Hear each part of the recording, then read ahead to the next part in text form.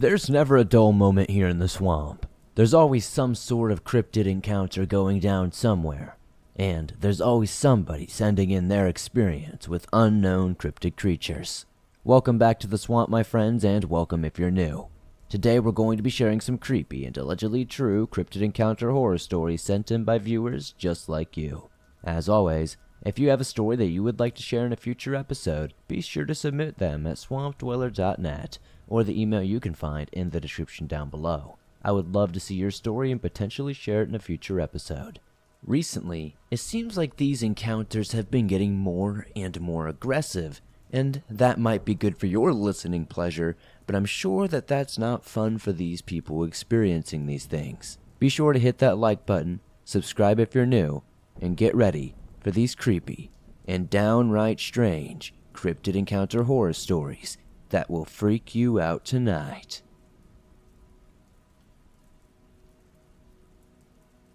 Something Evil Lurks in My Woods by SamSara. Hi, Swamp Dweller. My name is Sam, and I live in a rural town in Michigan with my family. This includes myself, my twin sister Molly, my younger sisters Naya and Sierra, and our parents. I'm 19 years old and I've always loved the outdoors. I hike and rock climb regularly. Alright, now that you know a little bit about me, let me tell you about the strange event that occurred the other night. My little sister had their friend Jules over for a sleepover, and we were all giggling up in the room having a good time late into the night. Sometime around 11 p.m., Molly went into the younger girl's room to join the fun. I stayed in my bed because, well, I was honestly just really comfy where I was and pretty tired. Sometime around midnight, maybe a little bit later, I heard a series of deep, guttural screams coming from what I thought was the girl's room. At first I paid no mind to the noises until I got a text from Naya that made the hair on the back of my neck go straight up. "Did you hear them?" the text read. I knew exactly what my sister was referring to. "Yeah, I thought it was you guys," I responded. "No, they came from the woods." Another spine-tingling text lit up my phone. I ran into my little sister's room, and when I entered, Naya screamed and Molly nearly leapt out of her skin. So, to say the least, they were on edge. We sat as silently as we could for a few minutes until the next series of screams echoed through the woods right outside the room. "What are they?" Sierra asked sleepily. I think what terrified me the most was that we were all in an unspoken agreement that there was a them that was making the noises. It wasn't just the wind or a frog or some other normal creature. This was something supernatural, and we all knew it. "Could it be coyotes?" Naya asked. "No," Molly responded. "They sound much different than this." "Guys, I'm scared," Sierra chimed in. Being the youngest of us, Sierra was not uncommon in making comments like this, but this time, we were all in agreement. We were all scared. Jules, who had been sleeping through this ordeal, woke up just enough to get the words, "I don't want to play this game anymore," and then fell back asleep. We were all confused by her comment, but eventually moved past it. "Should we, have Dad go out there?" Naya asked anxiously. "Why don't you go out there?" Molly snapped back. She hardly ever raises her voice, so we knew she was scared too. We ultimately decided that we would all go out there together, as a unit, as a team, strength in numbers or whatever. Looking back, I don't know why we thought we could protect ourselves from whatever evil awaited in the woods. But we gingerly trudged into the darkness, one by one, flashlight in hand. We decided to stay in our big group instead of splitting up because even though it took us longer to search the woods that way, we weren't about to end up like idiots in horror movies. After scouring the woods for what felt like hours but was no more than 10 minutes, we heard the screams again. This time, they were closer than ever, right next to us, but all around at the same time. There were at least a half a dozen of them. All of us frantically whipped our heads around, trying to see whatever was making those god-awful noises. When suddenly, Naya whimpered, "Guys." We all turned around to see where her flashlight was pointing. And there, standing nearly as tall as the tree it was next to, was this hideous, lanky creature. It was pale and tall, with some sort of vile essence to it. It looked like it had never seen an ounce of sunlight. Its fingers were long and spindly, but there were only 4 fingers in each hand. I moved my gaze to its face, as if you could even call it that. Where this thing's face should be, all there was a set of small black circles, which I can only presume were its eyes, and a sick, eerie smile that stretched across its face. Its teeth protrude from the gums like long, dirty thorns on a branch. Its ribs are showing through its skin on its torso like bars through a frosted glass window. We all stood there with our eyes fixed on this creature, who just watched us. Then it opened its mouth, and what happened next was hard for me to even remember or even write down. It spoke. "I don't want to play this game anymore." The creature mimicked Jules. "What the hell?" Molly whispered. We were all too stunned to move. Then, all of a sudden, we were surrounded by a whole troop of these things. Everywhere I looked, there was another one of these pale white creatures. "I don't want to play this game anymore," they chanted over and over again. I told everybody to run, and we all scattered off in different directions. Once I reached the edge of the forest, I stopped to catch my breath. I heard Jules yell at me from deeper into the woods. "Sam, run!" she screamed breathlessly, with one of them hot on her heels. I made a beeline for the door to our shed because it was the closest form of safety. The rest of the girls followed Molly and me into the shed, and Naya locked the door behind us. "Are they gone?" Sierra whispered, but before anyone had time to answer, there was a banging on the side of the tin walls of the shed. They had followed us out of the woods. We huddled in a circle close together as we were just absolutely terrified and hours away from the sun. Eventually, the sun would shine through the tiny window on the top of the shed and the banging stopped, and we all assumed they were finally gone. We opened the shed door cautiously in case the creatures were still lurking, and thankfully they were nowhere to be seen. We ran towards the house as fast as we could and locked the door behind us. Then we all returned to Naya and Sierra's room, and we passed out on the floor until we woke up around noon. Our mom was unhappy at how late we slept in, and we told her we were just up late talking. We knew she wouldn't believe the truth. The Father Thing by Jeopic. I was lucky enough to have grown up in the 80s and 90s when people could think about buying a house in central London without being oligarchs or oil babies. It was a 2-floor Victorian flat with a large garden just around the corner from the Natural History Museum, which is truly unique when I look back on it. I was somewhere around 6 years old and my father was increasingly traveling more for work, which was unusual. It was the middle of the day and my grandmother, mother, and older sister were downstairs in the kitchen and dining room, which led to the garden. I don't know what spurred me on, but I went up the spiral staircase running as a part of some game where I enthusiastically would be running full pelt. I remember feeling happy, breathlessly excited, and then a sudden, jarring, emotional turn.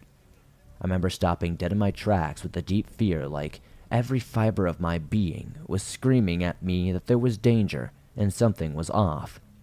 Even writing this now can evoke that feeling, and the hairs on my body stand on end. I don't like recalling memories and rarely tell this story. At the top of the stairs was a landing between the living room and my parents' room. My parents' room was a wall of mirrors that contained closets. My dad was standing in front of the old, small TV adjusting his bow tie. My quote-unquote dad, who absolutely couldn't be there because he was at work, turns to me and gestures me to come over to me. I was being called into the room with a familiar smile and a friendly gesture. My frozen apprehension broke at that point, and sheer terror took over me. I bolted down the stairs as fast as possible. I had always hesitated about running down those stairs as fast as I could climb them, as I had previously toppled down and knocked out my front tooth when I was younger. No such hesitation existed in this moment.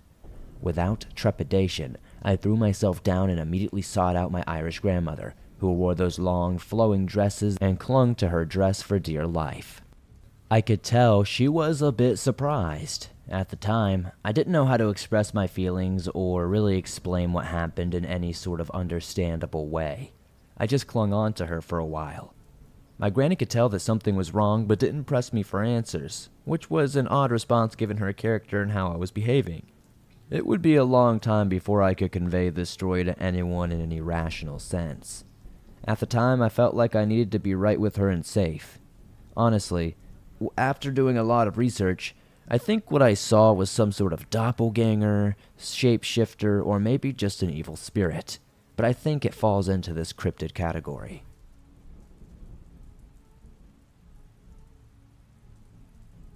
I Saw a Skinwalker by Anonymous.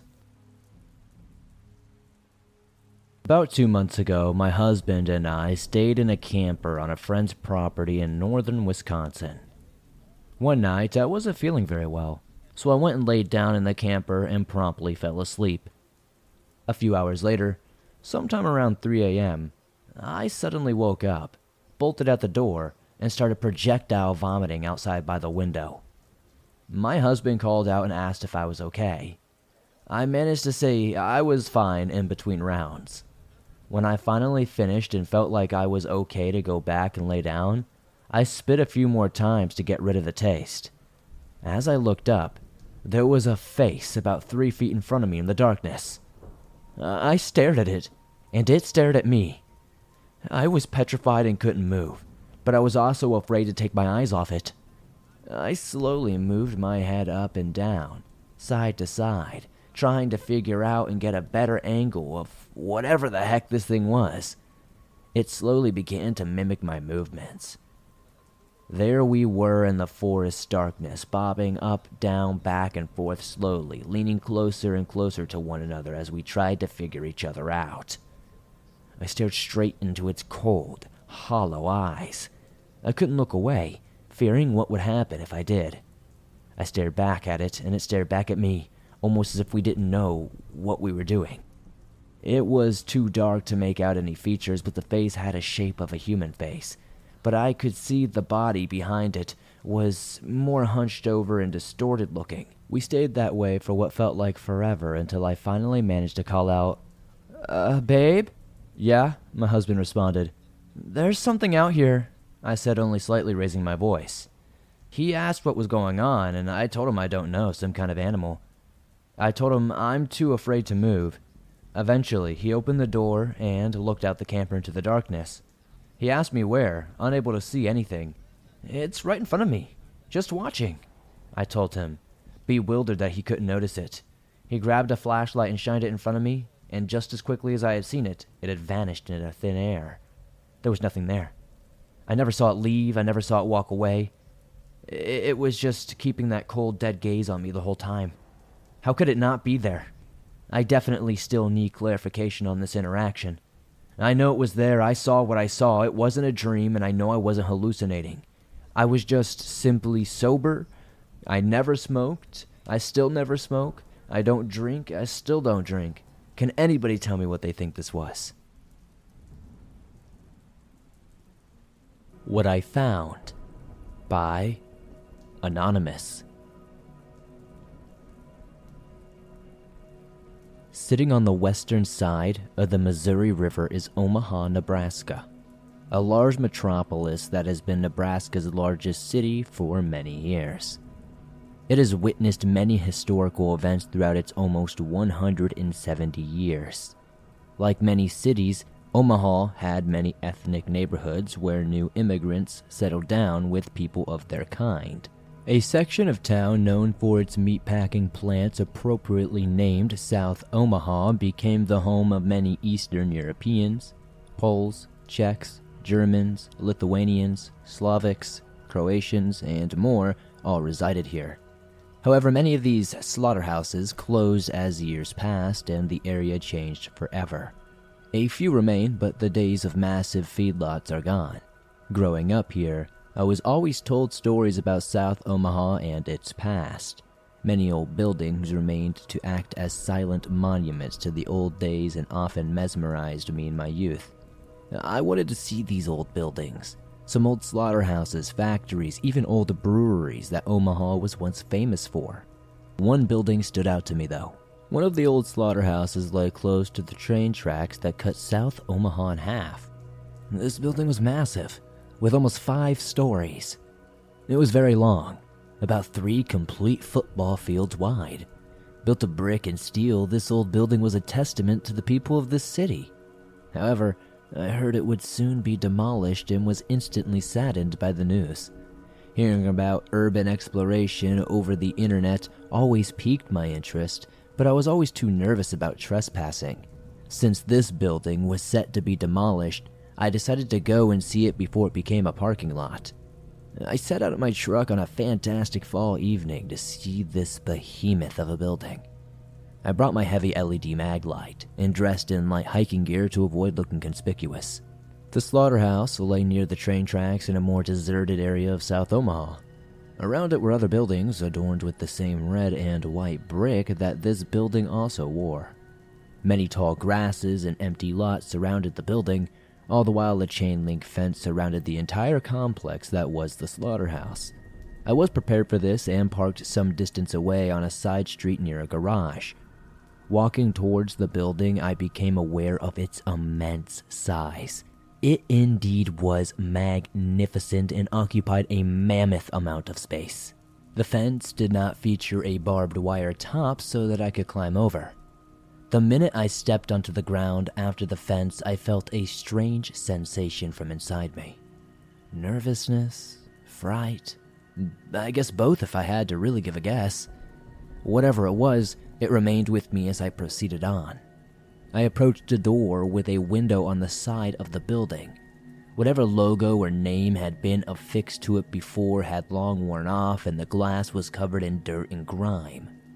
I tried the handle and it would not budge. I felt the door loose and figured it could probably be opened with some force. I eventually got it open after bashing my shoulder into it, accidentally breaking the lock. Oh well, I thought. It was going to be torn down anyway. I entered the slaughterhouse and flicked on my flashlight. As I stepped into the pitch blackness, I was greeted with a large open room that featured lots of decrepit machinery undoubtedly used for meat processing. The walls and floor were tile, easy cleaning, shouldn't be too long to do that. Long conveyor belts were shaking and snaking through the room strewn with dust and cobwebs. Control stations, desks, and more surrounded me. None of this, though, looked like it had been touched for many years. I made my way through the mess of machinery and dust until I reached a pair of double doors. I pushed them open slightly into another large room. But as I did, something changed. It suddenly became frigidly cold, which was odd because it was only 65 degrees out, so sure it wasn't like hot, but it wasn't cold either. And there was no wind at all. It felt like winter had come into this room alone. I shivered but pressed on. The next room was what I presumed to be the killing floor. It had a significant main pathway for the cattle to move through, and then conveyor belts to carry them to the next station to be dressed. Now, living near the stockyards all my life, I have become used to the smells that emanate from this part of town. The smell that hit me as I browsed this room was on a different level, though. It was not a familiar smell of cow poop or burnt meat, but of death, decay, and disease. It was otherworldly. I have read and heard about rotting smell lending itself to wendigos, skinwalkers, and the like, so I was on edge. I tried to convince myself that it was just a dead animal or something more reasonable. I continued to walk through the next room with an absolutely uneasy feeling. Suddenly, a sound like no other shook the room with great ferocity. It was the bellow of a bull. It did not sound normal, though. It sounded like a cry. This was incredibly loud, shrieking like it was about to charge. I looked around quickly to find the scream's source, but I couldn't find a damn thing. I continued to move through the room, finally reaching the other end. Bright, shiny tile lined this side of the room, with more conveyor belts, large plastic bins on wheels. As I closed in on these bins, I was in a state of absolute shock. These bins were full of bones. They were massive bones, obviously from cows. How could these still be here? This place has been out of operation for close to 40 years. The bones were still bloody and smelled fresh. I was about to start freaking out at this point, honestly. I looked down and saw the floor was covered in blood from these bins. I quickly stepped back and nearly slipped on the tile. As I did this, I noticed a light from one of the doors near my end. 2 red eyes appeared in the dark, and I leaned closer to see what it was. Suddenly, another loud bellow rang through the room, and those eyes got closer. I could hear hooves on the tile floor. I sprinted from my spot, bolted through the door, and got to the other side of the room. Once through the door, I ran down a hall lined with shiny tile. I followed this hallway, hoping to find my way out. I expected the bull to find me, or maybe just leave me alone entirely, but I was still determined. I reached the end of the hallway and approached the doorway with rubber flaps across it like you would see at a butcher shop. I pressed through and turned to the right, but stopped dead. A faint red light bulb exposed a workstation with multiple men cleaning a cow. They wore long white smocks, helmets, goggles, and rubber boots. One was spraying down the cow, the other was cutting a part off, and the last was moving some bones to a bin. I couldn't believe my eyes. How is this possible? Did some meat packing still take place? That couldn't be possible, there's no way. As I stepped more into the room, I heard something unusual. They weren't speaking English. It sounded almost Eastern European, maybe Polish. It had to be. I remember my grandparents speaking Polish to me occasionally. With my grandfather being full-blooded Polish, I was still in awe what I was seeing. I needed to get by these guys to leave, so I started to move past them. I don't know how, but they heard me, and all turned to look. Everyone stopped what they were doing. 3 bespectacled men stared at me with only the dim red light exposing them. I froze in my tracks and knew I was trespassing. One man shouted something in Polish to me and began moving my way. The others followed. I fled to the other door and sprinted as fast as possible down the hallway. I heard their footsteps behind me, but their gear must have slowed them down somewhat, because I outran them. Soon, I found an exterior door and bashed it open. I was on the other side of the slaughterhouse, but quickly found the road on the west end of the lot, leading me back to the truck. Eventually, I did feel safer outside, now that I could catch my breath, walk around, and hide. While doing so, I took one more glance towards the building. My legs froze at what I saw. I saw the 3 men looking at me through an open truck dock. They looked the same, except they had red, glowing eyes. I began to run now, losing my mind in fear. As I saw my truck up the road, another bull bellow echoed through the street and hurt my ears. How could this be happening? I hopped in my car and peeled out of there. Looking in my rear view mirror, I couldn't see anything, but I was forever shaken by what I found. Never again would I explore the abandoned buildings, especially where many animals were killed. What did those men want with me? What would I have done? What was that creature? I have no idea. After doing a bunch of research online, reading a bunch of stuff on Reddit, and even listening to shows like Swamp Dweller, I just kind of think it might have been some sort of skinwalker. I don't know.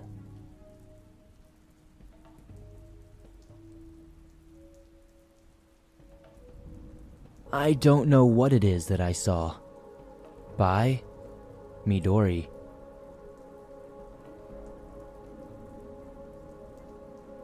Hey Swamp, it's me again, Midori. This happened a couple of nights ago. So unlike some of the other things I have sent you, the details, at least those that I know, are still fresh in my mind. So for some context, this happened at a park called Stolsoft Park. The whole thing is inside of my city. I would say it is maybe a square mile in total area. Sorry, I'm not too familiar with acres. It is mostly forest, with a playground facing the street on the northern end. The playground, along with the north and south entrances, are elevated hill streets, so the forest gradually goes downward, meeting at a valley in the center. The playground is bordered by a forest on two sides. The swing set, where I was, is maybe 10 feet away from the fence separating one side of the playground from the forest. I'm sorry if that is confusing. I should say I usually go swing there anytime between 9 at night and midnight, mainly because I like being the only person in the park. I am not some curmudgeon who does not like kids or anything. I just prefer less crowded places in general. So, on this night, I believe it was around 11-something, when I hear shuffling behind the fence. This is not unusual at all, and I don't react in any way. Maybe 5 minutes later, I heard it again, and it sounded like something approximately human-sized. My first thought was a mountain lion. Despite the park posting signs warning of mountain lion activity, I have never actually seen one here. They do not worry me anyway, because a mountain lion will not usually attack or even really care about a human if you don't do something stupid like mess with their young. I have encountered them elsewhere. They generally mind their own business. My next thought was a creeper, and I mentally prepared to jump off and run to my car. At this point, I was looking at the fence. On that night, the moon was not shining per se, but it was casting its glow, giving minimal visibility. At 10 feet away, however, I would at least be able to see movement, especially of this being's assumed size. As I was mulling it over in my head, I heard not exactly what you could call a growl, but almost a moaning, I guess. It lasted about 5 seconds. Then I heard something moving away. The weird thing was, the movement came from quite a ways off, in the same direction, and the vocalization came from right at the fence, 10 feet away from me. Now at this point, the sensible thing to do would be to just leave, but having just happened, I was dumbfounded and just continued swinging for another 30 seconds or so. And then, of course, it got more strange. As I was swinging, I saw a flashlight in the distance near where the playground hits the streets. This is maybe 60 or 70 feet from me. With obstacles such as play structures and other things in the way, my first thought that it was a police officer or something of the sort. The playground technically is closed, and they all are because of the corona situation. But I've swung at parks after they've been closed for years, and if the police even care about things like that, they've never even bothered me. The guy came a bit closer, but he is moving at an angle towards me in the general sense, but moving at an angle. As in, if you envision the area as a clock, with me at 6, he started at 12, and he is moving towards 7. Sorry, that is the only way I can really describe it. 10 feet from the swing set in the opposite direction of the fence, there's a 20-foot by 20-foot metal overhang with one of those fishnet pattern tables for picnics. I hopped off the swing and crouched behind it. In the day, this would be a completely useless hiding place, but at night, a person hiding behind it would just look like a part of a mass of shadow. I watched as it approached, and while I could not make out any details or colors, I could see that he was dressed almost like a hunter from the show Supernatural. He looked to be wearing baggy pants, a vest and a hat, the most common kinda hat with a duckbill on the front, the kind they sell at Lids. There looked to be things strapped on his arms and legs. Mind you, visibility was unbelievably bad, and I may have mistaken many of these details. He was carrying a flashlight, aimed at the ground in front of him. On his opposite hand, it looked like he had some sort of stick, like a gymnastics baton or something. All I know was the general shape. It occurred to me that if this guy fancied himself a hunter, then a pale girl swinging at midnight is probably the worst thing you can be. Either way, this situation now seemed potentially dangerous. If this person came close, I decided to run for the far fence, leading into the forest. Note that between me and my car, despite the small size of the forest, finding a person hiding in it would be impossible at night. Even with a flashlight, I am completely familiar with the forest. I am currently 27, and I have been coming here since I was 7 or 8 years old. Even in complete darkness, I could navigate it well enough to hide if I had to. As I crouched down, the person stopped briefly, then continued down into the forest entrance. That is basically the ending of our encounter. I waited for a few minutes, and then I tried to see if I could still see it. I am not sure if the two events were related at all. As far as the noise I heard, I know what mountain lions sound like.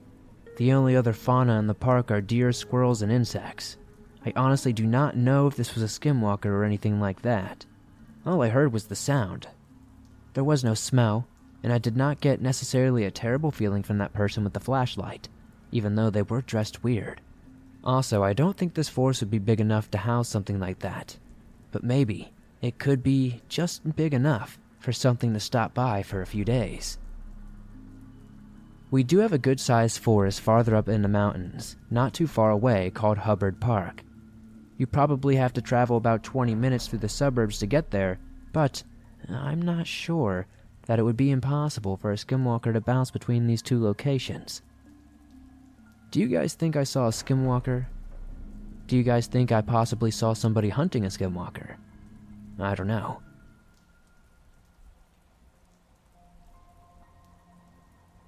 Thanks for listening to these creepy and downright strange cryptid encounter horror stories that'll freak you out tonight. If you enjoyed these stories, be sure to punch that like button so it knows you mean business. The more likes this episode gets, the more YouTube promotes it to fresh new eyes, and that helps the swamp grow its ever-expanding waters. If you're new to the swamp, why not join us? Be sure to subscribe and turn on notifications so you don't miss a new episode. I upload them multiple times a week in all things natural and supernatural. If you're on the go but don't have YouTube Premium but still want to download and listen to your favorite Swamp Dweller scary stories no matter where you are, you can download them absolutely free from Spotify, Apple Podcasts, Deezer, and pretty much everywhere else you find your favorite podcast online. It's absolutely free and always will be. I would love to know in the comments down below, what story was your favorite tonight? Honestly, something about evil presences lurking in the woods and you have to live there after the creepy encounter kinda just makes me feel a certain type of goosebump that most of these other stories didn't quite hit. So I'd have to say the first story was my favorite tonight. I'd love to know your opinions down below. If you made it all the way to the end, today's code word is Blue Wave. Be sure to comment Blue Wave down below. The funniest comment will be pinned at the top. Love confusing people who don't make it to the end and just search the comments. It's always funny to see their confusion. Thank you guys so much. Be sure to join me over on Twitter, X, whatever you want to call it, Instagram, Facebook, all the good social medias, and I'll see you all soon with another creepy episode.